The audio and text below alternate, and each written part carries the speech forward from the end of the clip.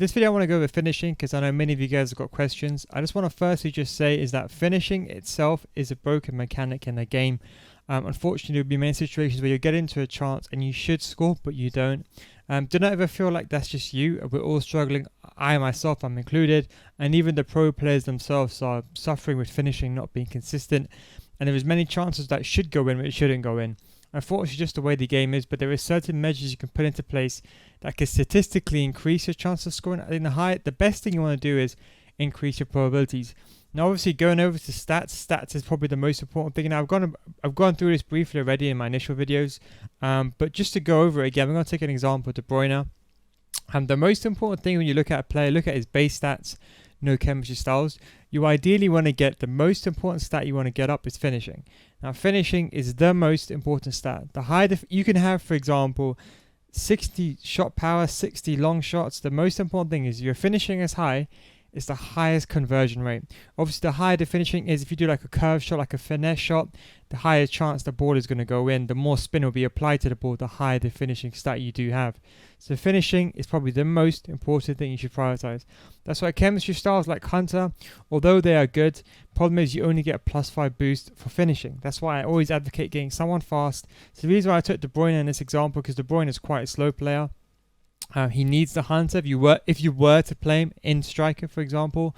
But the best thing you can do is you can apply, for example, a sniper or a Deadeye, because these give, I think Deadeye is the best chemistry style for shooting because you get the shot power, long shots, and finishing. The best player, in my opinion, is Neymar, for example, because he has the pace ready. You see, he already has the pace, so all you have to do is apply, for example, a Deadeye to him, and you can play him in striker, and he'll be complete for you. Also, there's other factors as well. For example, like, the composure is very important, as I mentioned previously. Composure takes into account where your player is in proximity to your opponent. So just to give you an example, if, let's just, to give you the picture, let's say your enemy, or let's say your opponent is over here. If I was to take a shot with a Aubameyang over here, with my enemy near me, the higher the composure stat, the more accurate my shot's going to be. So just imagine for a second, the finishing stat, imagine it's 99. Now, depending on your composure, you can argue if you had 70 composure, if there is an opponent near you, maybe that finishing stat might be, for example, 70 or 80 70 or 80 instead of it being 99, because you're affected by someone on the pitch. So what I'm trying to say is, if there's no one around you, you could well have a 99 finishing. But let's say you have a low composure, if there's an enemy near you, it's going to reduce your chance of scoring. So you can, in some respect, argue that your finishing goes down. Now, obviously, the further away your player is, the less so let's say, for example, your opponent is nowhere near you. Then if you don't, let's say, for example, I shot at a Aubameyang here. Even if my composure stat was low, it wouldn't really matter too much because my opponent is not really near me. But let's say, for example, the goalkeeper was advanced to this position and there was two opponents near me. If I had low composure, for example, Neymar has 94 composure. Let's just say Aubameyang in this instance has 94 composure. If he did, he's got a higher chance of scoring. If someone had like 80 composure, there's a less chance of him scoring because his player is near them. So all these facts, they can basically influence the way you take a shot. And that's what influences the chance of it going in. But the most important thing is finishing. Then comes secondary things like traits. Obviously traits are very important. So in Neymar, some of them have outside the foot traits. So you can do an outside the foot shot. Just remember, if it's a CPU API, this means that only the AI will do this. So wherever you see CPU AI, this means that if the player is controlled by the computer, not for example, if you're playing with the team, this is mainly if you're playing kickoff and your opponent is using another team. Or let's say, for example, you're playing squad battles. This stat, whenever it says CPU AI only, it means only if the opposite team is in total control by the AI. So even, for example, if Neymar doesn't have the ball and you have the ball with someone else on the pitch, he still won't be a speed dribbler, if that makes sense. So just bear that in mind. But obviously, the most important thing is the 5-star weak foot. Now, the reason why I always advocate a 5-star weak foot, and most of you guys that send me your squads, you probably know on the Discord you send me your squad.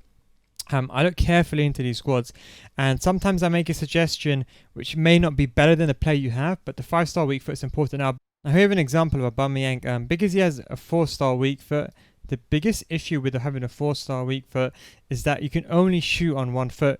Now, as I said, the best way I can explain to you, weak foot's always out of 5. So if Aubameyang has a 4 out of 5 weak foot, you can argue that, let's say, for example, he has, let's just give him, for example, a Deadeye chemistry style. Or let's give him a sniper, should I say a sniper, right? Let's say he's got 99 finishing, right? Let's say he's got 99 finishing. But because he's got a 4-star weak foot, you can argue his 99 finishing is 80% of his 99 finishing. You see what I'm saying? It's 80% of his 99 finishing. And I think that's the issue. So his finishing is going to be reduced if you use a weaker foot. So that's why it's best to have someone like Neymar who's got a 5-star weak foot, because they're deadly on either foot. But also, more importantly, is that you're kind of allowing your opponent to defend differently. You see, when you have a 5-star weak foot player, your opponent will defend differently. Now, going back to the gameplay example, now I know it says square to shoot. I know on a screen right now, as you can probably see, it says square to shoot. Just completely ignore this for a second. I can't really get rid of it, unfortunately. Squad battle is a bit glitched, unfortunately. But just look at the controller for a second. Ignore what's on the screen. Just look at the controller. If you shot with Aubameyang's left foot, there's a higher chance that if, for example, he has an outside the foot shot, he might, for example, do that kind of shot with his right foot. You see how he did it earlier? See how his left foot's a bit weak, and he might do it with his right foot. So, for example, going back to this example with Neymar, so going back to the Neymar example, with Neymar, as you can see, he's got a 5-star weak foot, but with his traits, he has outside the foot shot trait. So normally, sometimes if you find a player, so for example, like Aubameyang, if you find a player like Aubameyang, for example, he also has an outside the foot shot trait. So that means his basically, because his right foot is a strong foot, he'd rather use the outside the foot shot trait rather than using his left foot. You see what I'm saying? So there's many things to take into account. Now, obviously, the positioning is the most important thing. You know, at your position on the pitch. So let's say, for example, we're going to go with this situation. Remember how I said to you, in terms of the finishing stat, going back to that original video that I uploaded, when you're looking at shooting inside the box, the most important stat is the finishing stat. That's the most important stat you should be looking at. The finishing stat is the most important stat. So finishing over there, as you can see over there, finishing stat is the most important stat you should be looking at. Now, when you're talking about the penalty arc and outwards, going back, this is where the long shot is the most important stat. So going back over here, just below 79 long shots. As you can see, Aubameyang in this instance hasn't got the best long shots. So if he was to take a shot from over here, there is a high chance it won't go in. So just to confirm, when you shoot inside the box, it takes into account completely and solely the finishing stat. And when you shoot outside the box, it takes into account the long shot stat. Now, the area between the penalty arc, I suppose you can say, in the box, this takes into account both. So it's kind of a combination of long shots and finishing. The best thing I will say to describe it is it will kind of take your long shots into account. So let's say you got 50 long shots and let's say you got 99 finishing. You'll add it together and divide it by 2. So do bear that in mind. So that's why it's kind of the best to get better finishing. That's why players like Vardy. So Vardy, for example, is not the best player in the game. He hasn't got the best long shots, but he's still a very clinical player. And it's not because his long shots are bad, because if you look at a lot of Vardy's long shots, they're 64, but he's still a very clinical player. He's got 85 shooting. It's only if you took a long shot, it will really affect it. Now, obviously, other things as well that can influence it. Let's say, for example, you're in a shooting situation, so it's going to go back to the controller on the screen.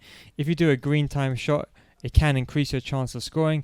But to be honest, it doesn't really work that much this year. The green time shots are completely nerfed, so I wouldn't even recommend doing it. Yellow you have as well. You do have red as well.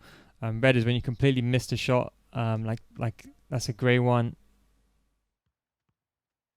There's not a red time shot. Now the green time shot in theory is meant to make your actual shot more accurate, but does it really work like that in principle? Probably not. So the most important thing you want to focus on is positioning. So positioning as well, like if, for example, you're facing away from the goal, you don't want to take a shot and then face away from the goal, for example. It is pointless doing that. You don't really want to do that whatsoever. That's the worst thing you can do. Also going inside the box as well. If, for example, you're shooting like a difficult angle like that, there's a low chance of the shot going in. Do you know what I mean? Like, for example, by that, trying to shoot across goal. It's all about the body movement. You see, you don't want to be facing, for example, if you're facing upwards like this, if you took a shot like that, there is a low chance it will go in. You see what I'm saying? But if you were, for example, to be angled towards a shot that the direction you want to shoot in, there's a higher chance of that shot going in. It's the same way, for example, when you're face on.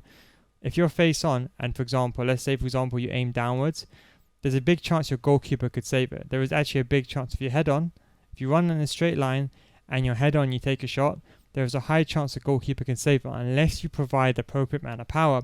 And that's where long shots come in. I mean, that's where the power shots come in. So power shots are also very important. And that's when shot power is also important. So shot power determines how powerful the shot is. It's mainly more important for long shots. You can still have very low shot power and good finishing and a ball can still go in. But obviously the type of power you put into the shot is going to be different. So let's say, for example, you load 3 bars of power on Vardy with 85 shot power. It's going to be completely different if, for example, someone like Neymar has 99 shot power. Let's just say, for example, he has 99 shot power. If you load 3 bars, it will have a different impact as well. So you need to bear that in mind, but that's kind of the main thing. So whenever you're looking for a player, look for finishing and a 5-star weak foot. That's the main thing you want to prioritize. Then second, look at composure. Try to get above 80 composure. If you can't, then apply a sniper. Sniper is the only chemistry style that gives them +5. When I'm looking for a striker, I don't look for an actual striker. I look for a player that's like, for example, a winger. If you're playing Ultimate Team, you can move them in game. So for example, in Ultimate Team, you can move Nedved from a left wing position. You can actually start him in the left wing position, put him on full chemistry, and then move him to a striker in game. Same in seasons. If you were to, for example, use PSG and you were to select, for example, like Neymar, you can of course move Neymar into a striker role because chemistry doesn't make a difference in online seasons. But for Ultimate Team, you can start him in that position. And then see, I will, for example, put a sniper on Nedved, get his composure up, get his finishing up, and because he's got a 5-star weak foot, it's the best combination. The biggest mistake I see in the FIFA community is people use actual strikers in that position. For example, Mbappe, for example, this year's a striker.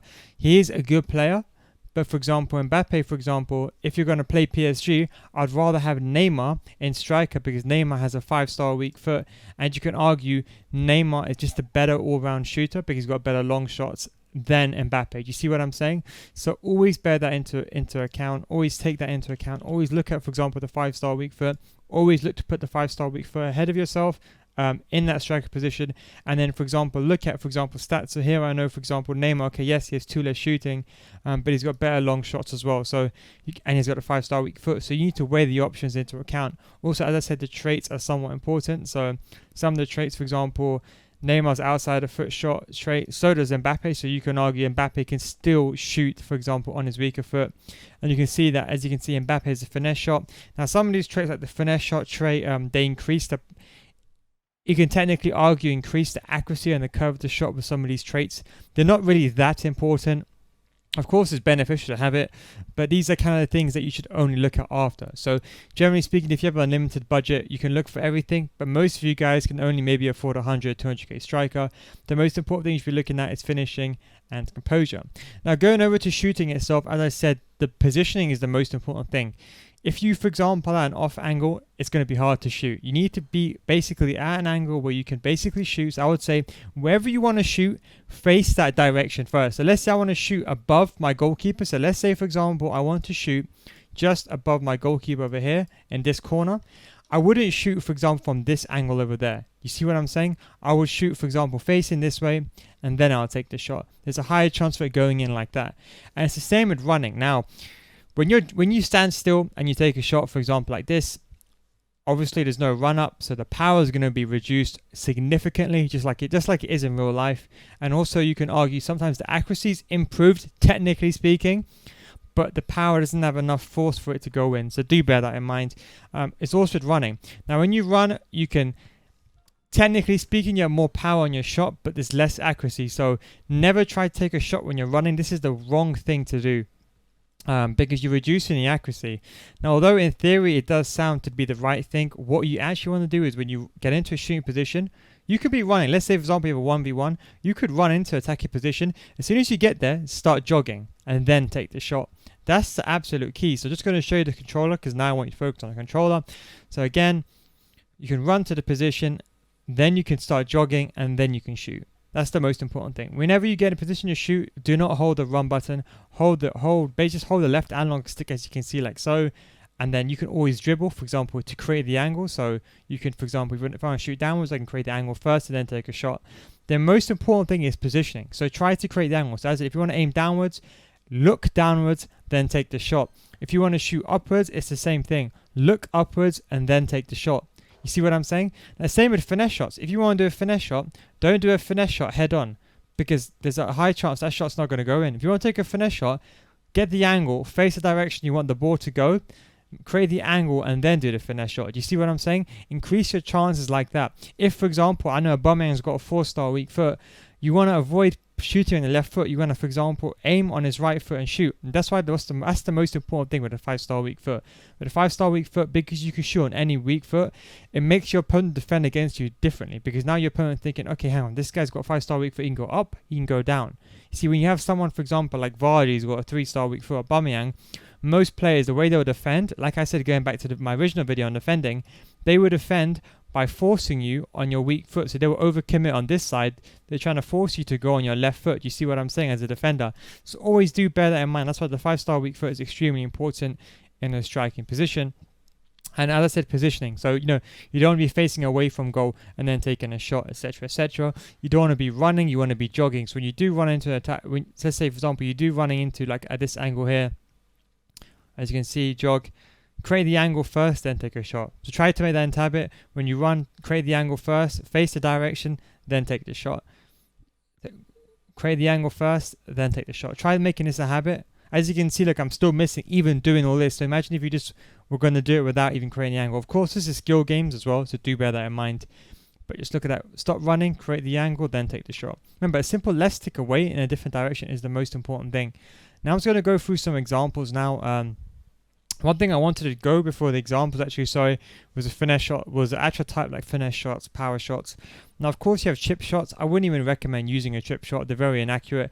The only time I'd recommend a chip shot is, let's say, for example, your opponent is like, let's say, for example, in this situation, the goalkeeper is completely running out and stands about here. Let's say, for example, he's like here. Then you can play a chip shot. That's completely fine. And in terms of the power, that will come with experience, but I wouldn't recommend using a chip shot in any circumstance. Now, the finesse shot, in my opinion, the finesse shot should only be taken from these angles over here. So let's say, for example, your player is in this angle, and let's say he's left-footed. If you're facing upwards, and then you can take a finesse shot, this is the only time you should be using a finesse shot. So just to give you an example, I want to put Aubameyang in a box. As I said, in terms of these angles over here, this is when you want to be taking a finesse shot. So, you want to be creating the angle and then taking a finesse shot. These are the only angles you want to be taking a finesse shot in. You can do the same thing outside the box. The same thing applies. It's kind of like a bigger square, you can say. You don't want to take a finesse shot head on in this region. You want to take a finesse shot from an angle and you want to curl it inside. Now, unfortunately, finesse shots are not really that good. So that's the only issue. If you want to do a near post finesse shot, you can also do that. Near post finesse shots I can also be anywhere in this position. So basically, long story short, if you want to do a near post finesse shots, they're very unlikely to score actually. You're better off doing a power shot. But you could, for example, technically do a finesse shot near post. So near post, you can do a finesse shot here and you can do a finesse shot, but it's not always a guaranteed chance it's going to go in. Now, in terms of finesse shots, I would personally, and I mean this with absolute honesty, only use a finesse shot outside the box. Unless you see the goalkeeper coming towards you or you're in a far away, let's say you're at a difficult angle. Let's say, for example, you're here. You're at this angle, for example, here. And if you shot head on, you need to apply curve. Think about this in this perspective. You need to apply curve to a shot, then do a finesse shot. That's the only time you should be doing a finesse shot, because there's a high chance of one go in. Finishing has been nerfed, I'll be honest, after the most recent patch, and it's broken. And especially with delay now, if you apply too much power to the finesse shot, it's going to go over. So I wouldn't recommend doing a finesse shot unless you have good long shots, you have a good finesse shot trait, you have the finesse shot trait, and you've got good finishing. Now, the most important thing is inside the box. How do you score? Now, I recommend going near post. Always try to make the angle and go near post. So let's say, for example, the best thing I can say is whenever you're, for example, in this situation, so let's say, for example, you're on this side of the pitch, in any of these angles, always go near post. So here, shoot near post. Any of these positions, shoot near post, shoot near post, shoot near post. Near post is ridiculously OP. Just to give you a bit of an example, put a Aubameyang, so for example, like here, I'm going to go in this position, aim it near post, and it's going to go in. See my controller, I'm just legit aiming it to the corner, near post, and it goes in. You see, near post is very effective. Now we're going to go through some examples. What I would say is, the best advice I'll give you, anywhere in this position, you want to shoot in near post. So in this position, you want to shoot in near post. If you're head on in this direction, you want to either make the angle either left or to the right, and then shoot it into the corner. So either top corner or bottom corner. So in anywhere in the red vicinity, so anywhere in this vicinity, you want to shoot near post. Anywhere in this vicinity, if you're in the middle or head on towards goal, you want to create the angle and then shoot either near post or far post. It's completely up to you. And that's the best advice I can give you. Go near post more often than not. We're going to go on some gameplay examples now. So here we have a clip where I'm going to show an example of finishing. So the most important thing here is a touch. I'm just going to slow it down a tad bit just so you can see a bit better. The most important thing in this instance is the touch. So even when I play the through ball here, now a lot of people make the mistake is they try to shoot here immediately. So when they get the ball in this position, they think, okay, you know what? I can just shoot near post or far post. The only issue with that is that this is when the inaccuracies comes in. That's why you should always take a touch. Remember I said to you, if you're on this side or if you're on that side, try to always shoot near post. Or for example, if you're down the middle, try to take a touch forward, either left or right, and then score. So for example, in this instance, as you can see, I take a touch, I aim down, and then that gave me enough time. Now, a normal shot would have gone in, but I did a finesse here. But again here, you see, it's just an extra touch, took it away from the goalkeeper, and that way when I did the shot, you see, if I happened to shoot from here, like this, there was a big chance my goalkeeper could have saved it.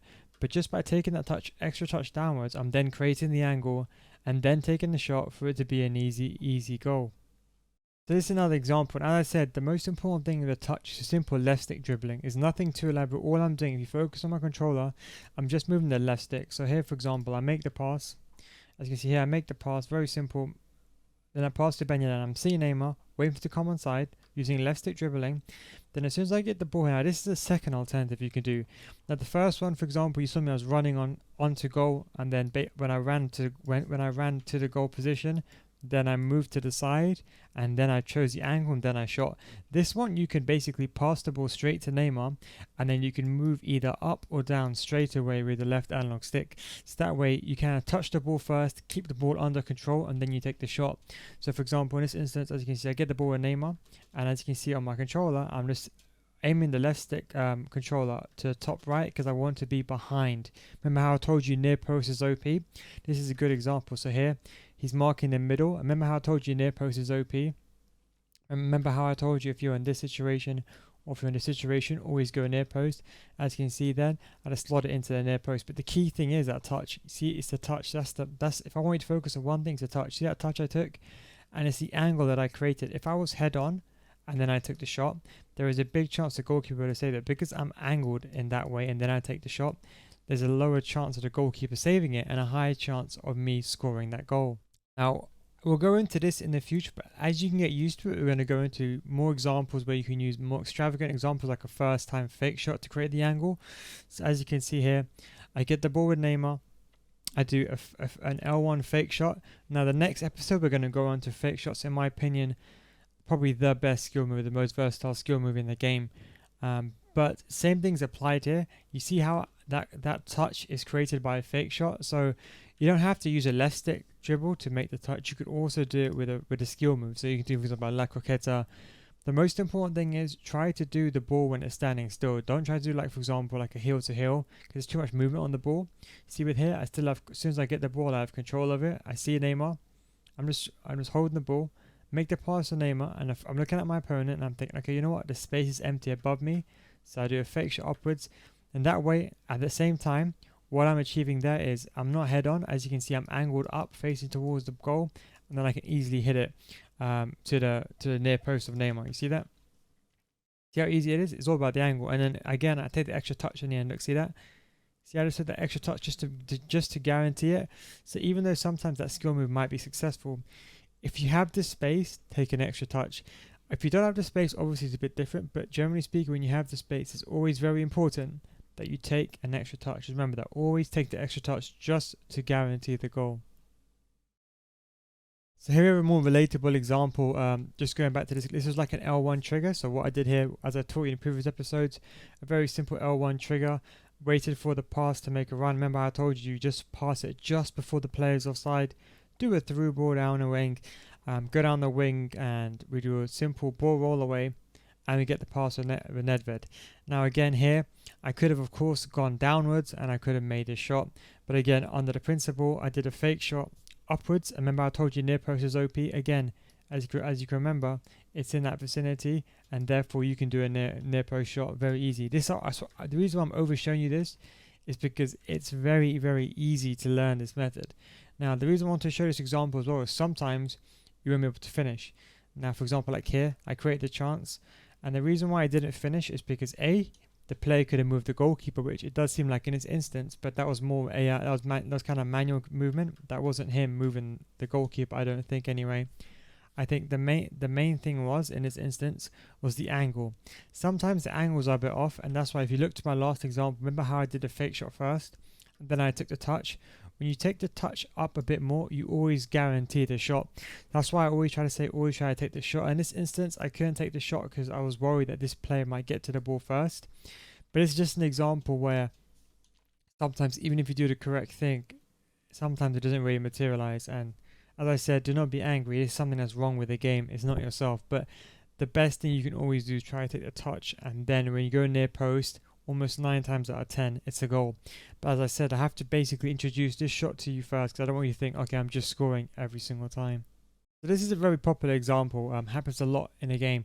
For example, I have the ball with Banyeda here, and as you can see, it's very crowded. You probably experienced this many times, I'm pretty sure. The most important thing is there's no one really to pass to, and I get the ball with Lucas here. Now, the big mistake players make is they shoot first time. Now, I'm not saying you can't shoot first time. It is a viable option, but in this instance, what I do is I take a touch. But you see, I take a double touch. See this? Now focus. I take the first touch up, and at this point, I realize I still can't shoot the ball. As you can see here, at this point, I take an extra touch. See that? So I pass now, take a touch. Now, if I shot from there, remember how I said to you the body's facing away from goal? If I took a shot there is a big chance that wouldn't have gone in. So therefore, I had to take the second touch upwards, and then I shot. You see that? To create the angle. So over time, we get used to this, and it's all by left. See, nothing's fancy, just simple left stick dribbling. You see? Get the ball. As I said, we'll go over this, creating the first touch. But as I said, the most important thing is here. Possible to Neymar. To Banyeda. Get the ball with Lucas. Go up. See the angle's not quite accurate. Take an extra touch. Go forward. And then take the shot to guarantee the goal. So again, another example here. So we have an example with Neymar. So this is another situation that I thought would be quite appropriate to show you. So for example here, it's a simple sweat type situation. Now here I make the first time pass. Now to be honest, you can shoot from this place. It is quite viable to do a first time shot, and there's nothing wrong with doing it. It's the right thing to do. And sometimes if you take too long, for example, if you take a touch here, then sometimes you might miss, or sometimes your player might recover in time and you might block the goal, or your goalkeeper might recover in time and block the area. It's always best to take this first time. But sometimes, just to give you an example, if you have space, even in this instance, as you can see here, I touched the ball first because I didn't want to risk the shot going out, especially because I was 1-0 down. I didn't really want to take the risk. So again, I take a touch, but you see I take a touch away from the goalkeeper. You see that? Just that little angle that I created, because if I shot head on, like going back to this exact moment I take the touch there, if I shot head on, there's a big chance that goalkeeper could have possibly saved it. Probably not, in all honesty. But I take a touch upwards, create the angle, and then therefore almost guarantee the goal. Of course, it was very risky, but obviously you need to think how many players you have around you, what's the chance of you scoring, and what's the chance of your opponent actually closing you down. So this would be another example of an L1 trigger, as you can see here. Very simple setup, L1 trigger here, very simple, probably the easiest way to score. That's why I wanted to show you the L1 triggering, because it is one of the most easiest methods to go forward. Press L1, as you can see, this player gets triggered forward, David Villa. Again, waiting to the point where he's just about to be offside, make the pass. Then even in this instance now, David Villa, as you can see that touch I took? Now you see, although you can argue I should carry on running now, one thing I could have done is if he advanced towards me, I could have done a ball roll that way and gone up and tried to shoot across goal. But even in this instance, if the goalkeeper rushed out towards me and I took a finesse shot, because this player is under pressure, as I said, composure is very, very important.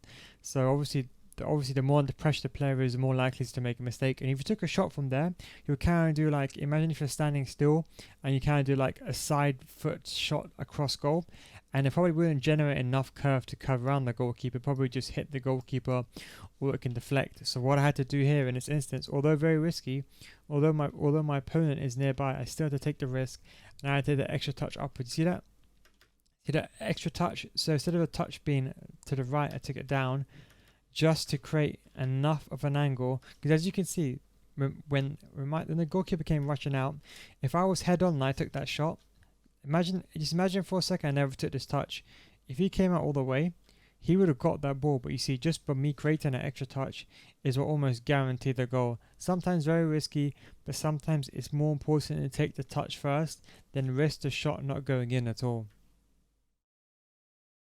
So here's another example of kind of outsmarting your opponents. So we'll get onto this again in the future, but the same method applies here. Sometimes, if you keep doing the same thing again and again, your opponent's going to see what you're doing. You see, for example, like here, you see here, now the Neymar gets the ball, so I do a fake shot inwards, right? Now, sometimes your goalkeeper might move the goalkeeper up, or sometimes he might slide and recover. So you can take like an extra touch and guarantee the shot. For example, like here, took the extra touch, and then I scored. But even when you do this, you see here, I still could have, you see at this point, you see how I was head on? So even though at this point, what I was doing, to give you a bit of an inside my mind, this game always used to go, the most obvious thing to do would kind of be to go like, up. The ones went up, I didn't think you were fall for it, but even then at that point, I was worried he was going to move the goalkeeper, right? So I took an extra touch downwards, you see? Simple left L stick touch downwards, as you can see.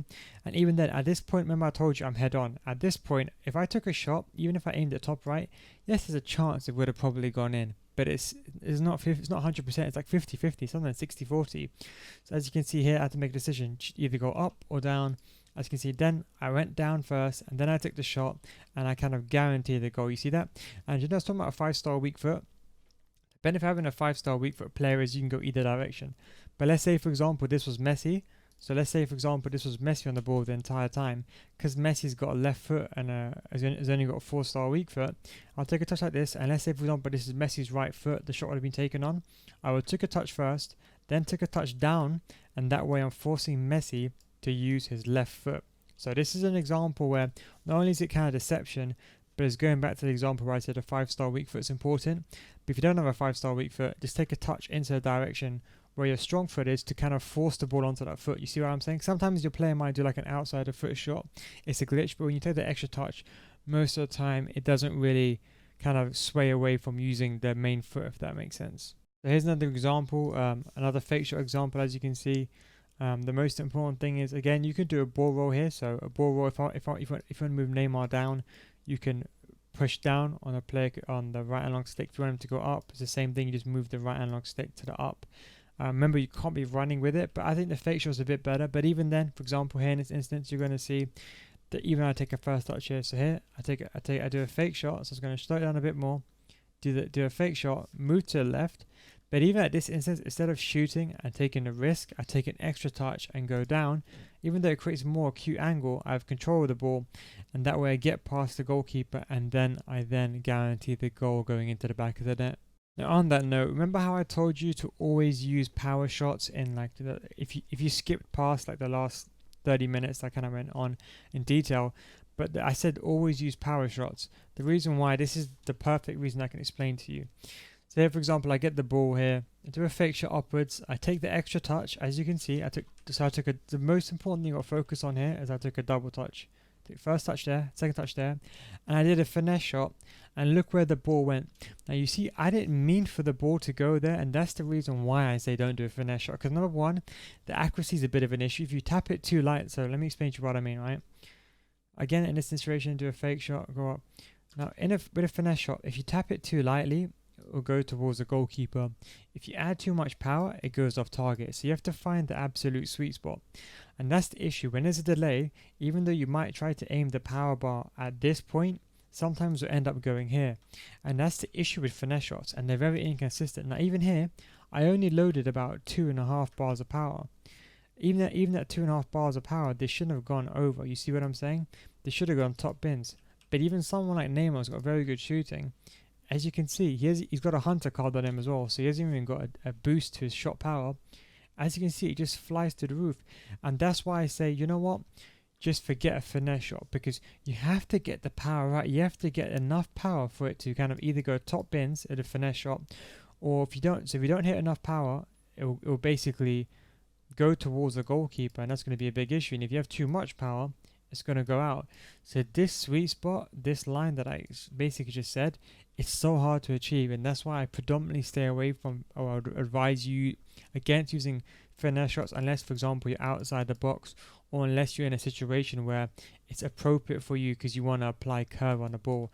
Let's say, for example, like in this instance, it does make sense for me to apply curve on the ball, but as you can see, even in this situation, a finesse shot doesn't work out, and it's a perfect example of why I just do not use fake shots and why I just recommend a simple power shot is the most effective technique.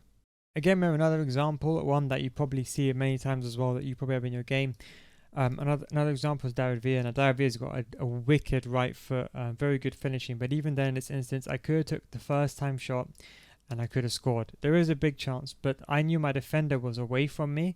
See, if my defender was like over here, let's say for example, and let's say Militao wasn't over there, he was over here, then I probably would have taken the first time shot, because if I took an extra touch, then my opponent would have closed me down. You see what I'm saying? So you have to always be aware of your surroundings. Here in this instance, I knew Militao was kind of behind me, and I still had time. So as you can see here, I take a touch downwards, away from Militao. I then create the angle, and then I then shoot. You see that? Almost by guaranteeing the goal that way. You see that? So again, I'm making sure he's taking it with his, because Davia's got 4-star weak foot. I don't want him to use his left foot and do some kind of outside the foot shot. So again, the defender's away, so he doesn't expect it. So I go down, take a touch, create the angle, keep the ball under control, and then I take the shot to score. So there's another example here. Again, a 1-2, as you can see here in the situation here. Get a 1-2, get it back to just a typical 1-2. You probably see this a lot. You probably do this a lot in your game. Simple 1-2. Get the ball back. Now again here, now I see Nesta's overcommitting in this instance. Overcommitting. So what I want to do is I want to go on the inside. So again, I go on the inside because I see the most important thing in this situation is you got to focus on where's your player running, right? As you can see, he's running downwards. Now the most obvious thing will be to go that way, so try to outsmart him and go on the inside, right? But even at this point, the angle, as I said, it's not amazing. You see, he's not really facing the goal. He's more of like complete head on, like almost completely straight. So if you took a shot there is a big chance that you could overpower it and it can go out of play, or there's a big chance it won't even go even at like on a corner. It'll probably go like, for example, at the goalkeeper. So again, in a situation, I take a touch. You see that? I just created the angle. You see that? The most important thing is, again, I see I got nowhere near me. I got enough time. Again, so I take the extra touch. See that? Just the extra angle is what takes it away from the goalkeeper. Remember, as I said to you, never shoot head on. Always take the angle first. As you can see, upwards angle there. And then that allows me to easily slot it into the back of the net without the goalkeeper even coming near it. Now, going back to that example, do you remember that time where where this exact or almost a very similar clip from last time? You see that? Now, remember what the mistake I made last time was I didn't take the extra touch. So you see, this is a perfect carbon copy of the clip. So again, remember I said I didn't take a touch. Look, for example, like here. What happened last time was I just shot first time, but again, see, I had a lot of time this time. In contrast to the other time, I didn't have a lot of time. So again, take the shot, create a perfect angle. Now you see, when the goalkeeper comes off his line, he's closing out the angle towards you, and if he makes himself bigger, there's a higher chance he can basically stop that shot going in. Because obviously the further back he is, obviously the easier it is, you can argue, to reach the corner. But the only benefit of, for example, if your goalkeeper's running at you, whenever the goalkeeper's moving, there's a slight delay. So let me give you a little trick. Whenever the goalkeeper is moving like this, if you shoot, for example, the goalkeeper has to stand his ground, stand still first, and then make the save. So always try to shoot when the goalkeeper is moving, and then if not, let's say for example you don't shoot, for example, like here, unless you want to guarantee the goal. Sometimes you want to make sure you got the angle first and the right amount of shot power. And as I said, near post is very OP. So as this will come with more experience, you'll know, for example, in this instance, I knew that if I shot, there's a possibility that he could have closed this angle out. But I knew if I kept walking forward and I took the extra touch, and I'll be honest, I mistimed this a bit. I tried to shoot at the exact moment he was running back over here. As you see, he was running back. Tried to take the shot, but unfortunately stopped running. But at the end of the day, it still went in. But this is the perfect example of, like the previous example, I didn't take the extra touch. But again here, just to guarantee it, keep walking, keep the ball under control, and then do a simple power shot near post. So here's an example of one where Nedved, even though he's got 99 finishing, as you can see, at this moment of time, I would say this is almost like because this player is blocking the near post angle, I can't really go run and I can't really go near post. So my only option is to go upwards because there's a lot of space, as you can see above. So the first thing I'm thinking is, how do I get there? Simple left stick dribbling up or a fake shot is what I did in the end. As you can see, I create the angle and then that allows me to shoot. Now again, this is why the 5-star weak foot is so important, because the way my opponent defends, he doesn't know. See, at this point, I could go either outside or inside. You see what I'm saying? And because most of this game I always went on the outside, extremely hard for him to defend. See that? Because I could done a fake shot in behind Nesta and gone that way and shot basically on goal, or I could have gone upwards and then shot. So either angle is completely viable, but the most important thing again here is I created the angle. You see that? Create the angle and then I took the shot. That's the most important thing. Always create the angle first. So this is another example. I'm going to go back actually one more second just so you can see. So again, this is very simple. 1, 2. Again, get the ball and see Nedved making a run. I do a simple through ball in behind.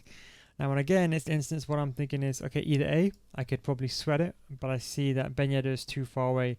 So I need to beat this guy first. So the first thing I can think of I can do a fake shot running downwards, or I can keep running, or I can, cut inside. But if I cut inside now, it's too early. You see, he has, if you want to cut inside, he has to be basically in line. Basically, he has to be in front of this line. Anywhere in front of this line is fine. But because he's a bit behind, he can basically just stop the cut inside. Another option is if I do a fake shot stop. So I do a fake shot stop on the ball, and he will run past me. So a fake shot stop. You just do a fake shot. Don't press any directional buttons. You just do a fake shot like that. Very, very simple. And he will run past me. So the first important thing is beating this man, right? So again here, the first thing I think is doing a fake shot stop. So you see this? So when I do a fake shot stop, watch, focus, watch. See? I'm not moving the left analog stick. You see that? When I do a fake shot stop, I'm just doing a fake shot. That's the most important thing. And I said we'll go on to this in the next video coming soon. It'll be very, very good for you to learn this. But fake shot stop, let him overcommit. And then I'm thinking, okay, you know what? I can sweat the ball back to Neymar. You see that? And I'm thinking, okay, you know what? I got an option now. So I make the pass. And I'll be honest, I didn't even intend to make the pass to Neymar. I tried to pass to Alan, and in all honesty, as you can see, I'm kind of aiming opposite, but the ball kind of went to Neymar. So again, at this point, I don't panic. Now again, I don't shoot from here because again, it's too far out, and also I can see this defender's blocking the line. So again, I know I got time. The first touch is not that good. As you can see, my player's not really on the ball. He's still kind of head-on-ish. And then what I do again here, I do a ball roll, a very simple ball roll. And then even then, even after the ball roll, even then, for example, at this point, the ball, ignore the ball roll for a second. Even at this point, I'm still kind of not in a good angle. You see, I realize the ball roll is kind of still pushing me upwards. I kind of want to be at the angle, you know what I'm saying? So then again, I take a touch inside, and you see then I create the angle facing up, and then it's easy shot into the back of the net. No worries, no questions asked. Easy goal, no worries, and it's all because I took the angle. Now, had I not taken the angle and I shot there, would it have gone in? I probably wouldn't have generated enough curve even with a finesse shot at this point because my body type. Again here, if I took a shot here, probably would have scored, maybe. But just to guarantee I knew I had enough time, and he actually overcommitted a slight tackle, created more space for me, and then I took a shot and it was easily back into the net.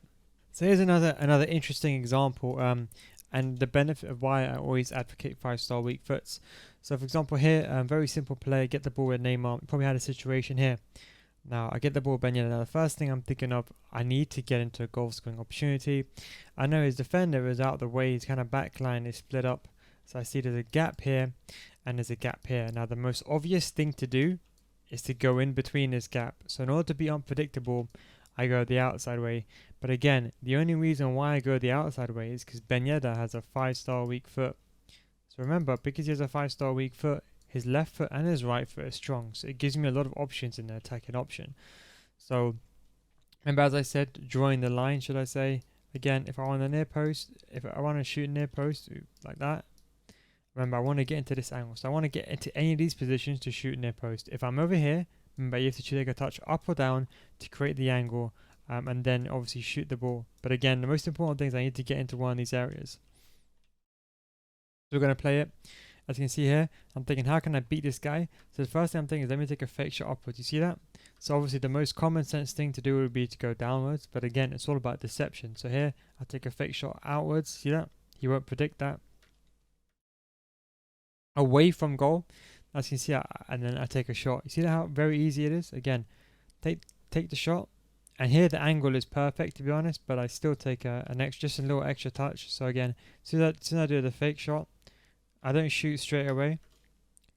I let him take an extra touch, let him go through, and then as soon as the second touch is in motion, like that touch there, then I shoot, and then it's an easy goal at the back of the net. Just wanted to go through one final example over here. So I get the ball with Ben Yedder, another typical example, and Neymar. Get the ball, see Neymar, see he's making a run, do a simple pass, right? Now this instance, you have to remember, there's options, right? I can of course do a back pass back to Ben Yedder, which probably is the best option looking back at it, but I don't think I noticed the option. The other option is, as I said, if you want to go near post, remember I need to go in its vicinity. So I can either go upwards and do a near post, or I can go inside and take a shot. So there's many options I have here. The first thing I realize is when I get the ball, as you can see, I'm looking at my opponent's defender. I'm thinking, okay, who's he got here? Who's he got here? And I can see he's over committing on the above. You see if he was over here, let's say Varane was over here, then I can go upwards. You see what I'm saying? Because he's behind me. If Varane was over here, then I'll go inside. But because Varane at this point is kind of in the middle, but I think he's going to overcommit into where the ball is going to be. As you said, the ball is kind of moving along that way, so the ball's going to be here. So he's going to move upwards to kind of protect that area.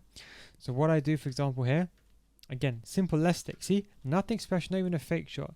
Very simple. See, look at Varane. Do a left stick down. See that left stick down. Now I want to pass here to Ben Yedder. But I'll be honest, I didn't know. This is kind of one of the situations where sometimes I saw the pass, but I didn't want to take the risk that somehow he could run offside by the time the pass commits. So what I'm thinking in my head is I need to take a shot. But you see, the most important thing is as soon as I do this touch, you see I don't take the shot like that. You see my player, he's right next to the ball. Whenever you take a shot, basically, imagine like this stick man, absolute terrible stick man. But the most important thing you need to remember, if the ball is at your feet and you take a shot, it's risky. You basically want the ball to be just a bit ahead of you, so you can do like a little bit of a run up. You see what I'm saying? You kind of want your player to do like a run up, so that way when you take a shot, I don't know what happened. So when you take a shot, basically, he's going to run up to the ball and generate power. If the ball is just at his feet and he takes a shot, there's a high chance that there's an inaccuracy of the shot, but also doesn't generate as much power. So if you don't have as much power, there's a big chance the goalkeeper will save it.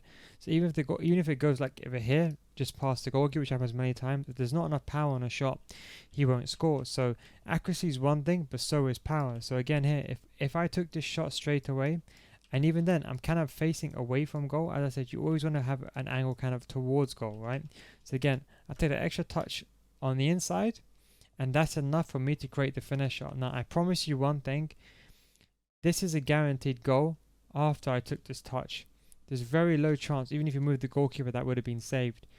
But had I taken a shot at this instance, I'll tell you, it's less than 50% chance that ball would have gone in. The reason why is I wouldn't have generated enough curve to get around the goalkeeper. Even if I did with a finesse shot, I had the power. The power bar would have to be perfect. If it was too high, the shot would just go over. If it was too low, it would go towards the goalkeeper.